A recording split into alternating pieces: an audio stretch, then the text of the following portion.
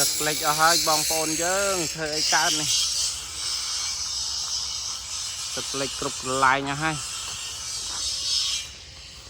មើលនោះទឹកពីបន្លាយនោះមកពេញដល់កន្លែងប្រព័ន្ធព្រៀបអស់ហើយធ្វើចេញទៅនេះដេកស្អាតតែប៉ុណ្្នឹងបងប្អូនដេកមិនស្អាតដេកតតែស្អាតមកនិយាយថាមើលទូធំបងប្អូនទូធំមេគីឡូធ្ងន់បងប្អូនគីឡូធ្ងន់មេគីឡូធ្ងន់គាត់តបាទមានចាស់ស្រុកបងប្អូនចាស់ស្រុក